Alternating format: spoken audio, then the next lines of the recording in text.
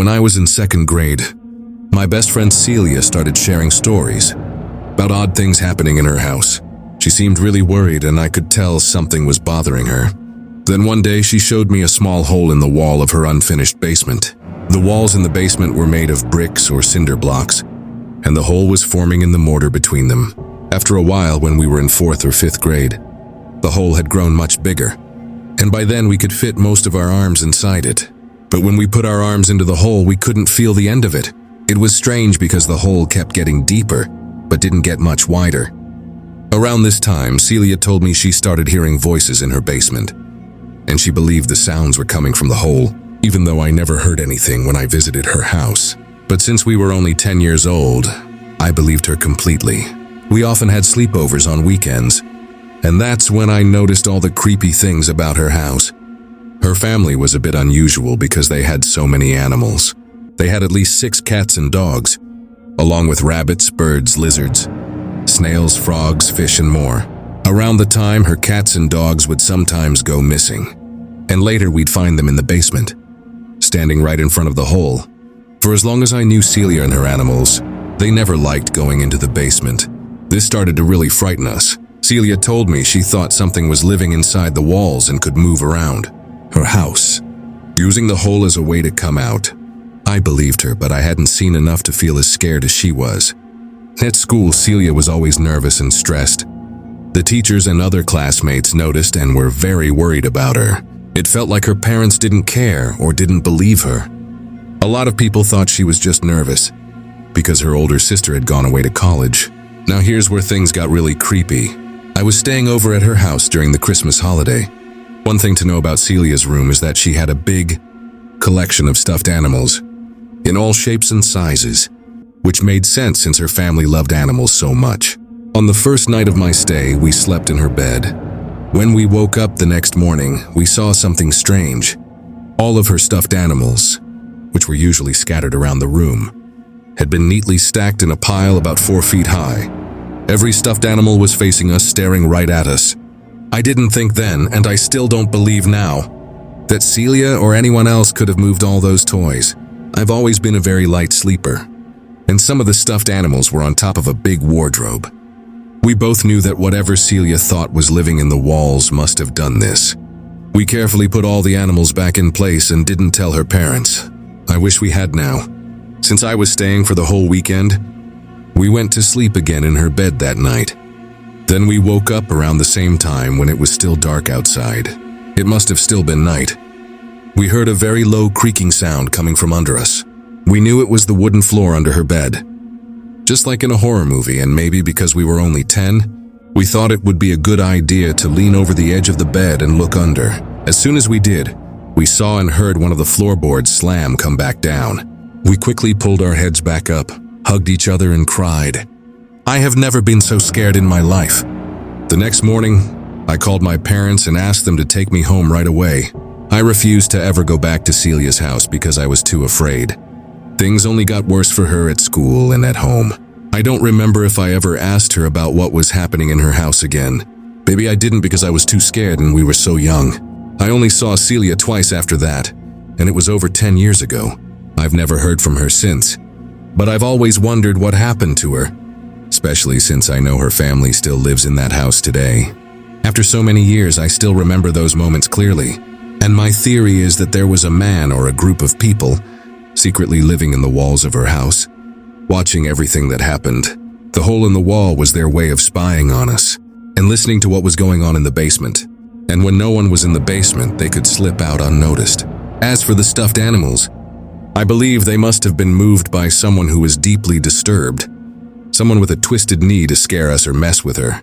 It was like they enjoyed seeing how much fear they could cause. The next night, the floorboard noise might have been to see if we were asleep.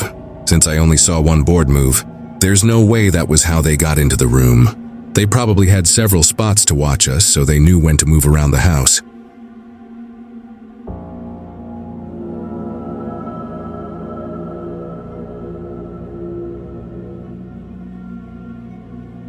In the summer of 2010, when I was starting my teenage years, my family went on a trip to a nice hotel in the city.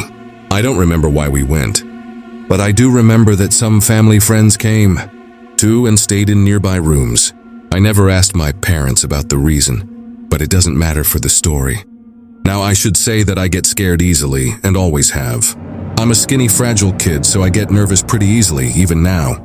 But this time, it wasn't just me getting scared for no reason, like usual. Anyway, so the hotel had an unusual design. Like the lobby was on the 4th floor, not the 1st floor, which felt odd to me. So to get to the lobby, you had to take the elevator, and you couldn't reach there using the stairs, which would have been good to know before everything else happened. The hotel was built in a square shape. Each floor had a balcony where you could look down into the lobby and cafe area. This meant that if you were walking to your room, anyone on your floor could see you just by stepping out of their room and looking around.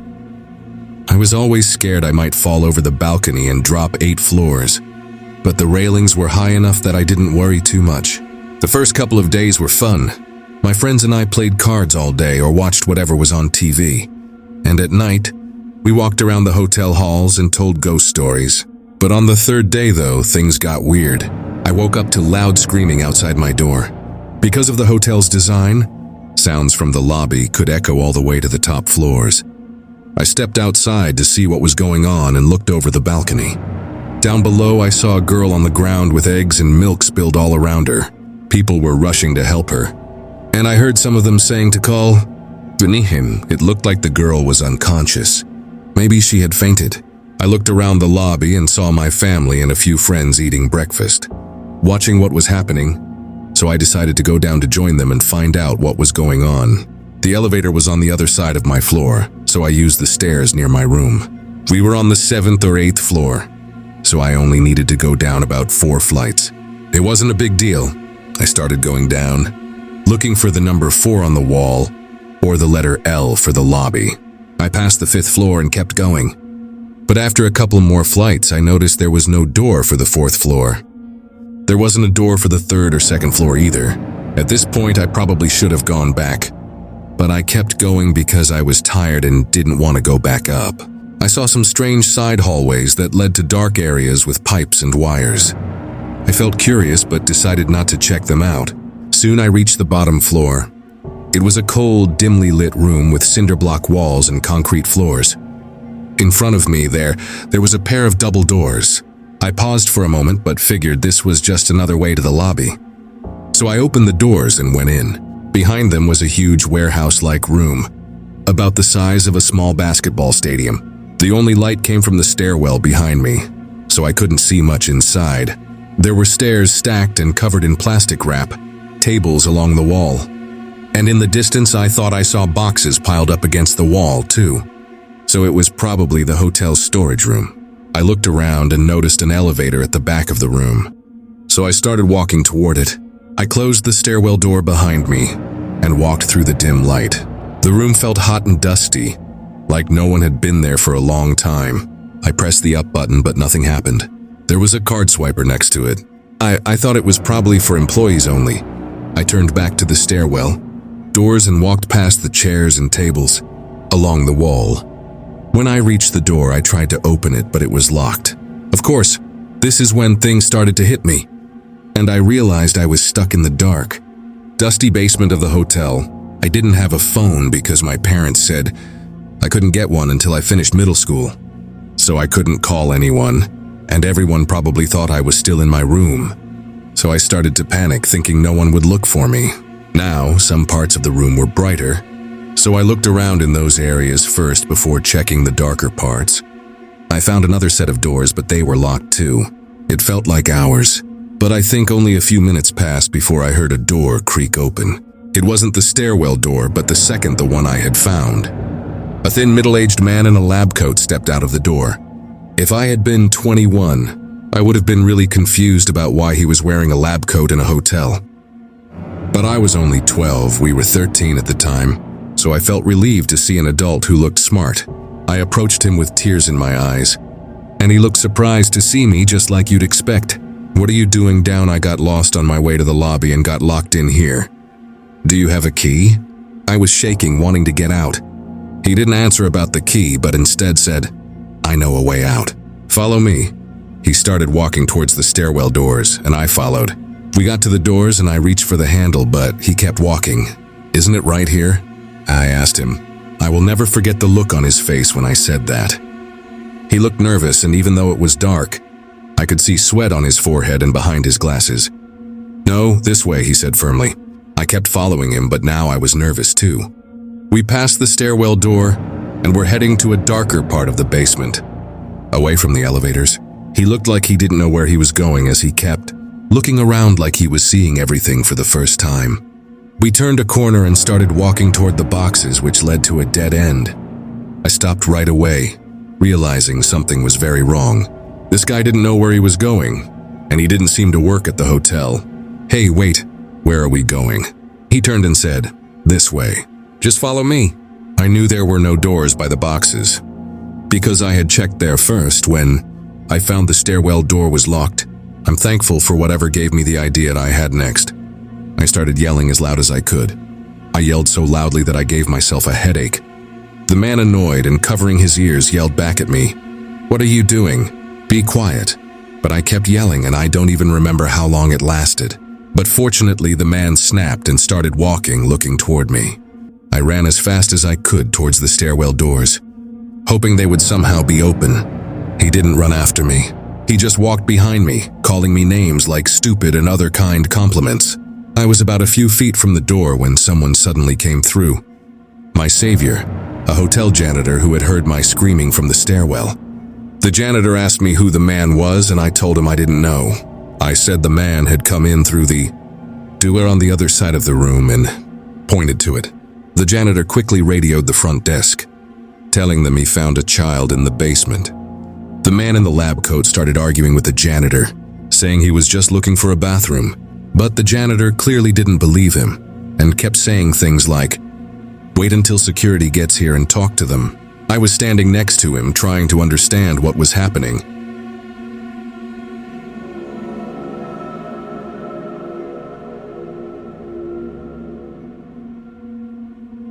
My parents' house is right next to a small red house, and our backyard faces the side of that house, which has a wooden deck and 2 big windows.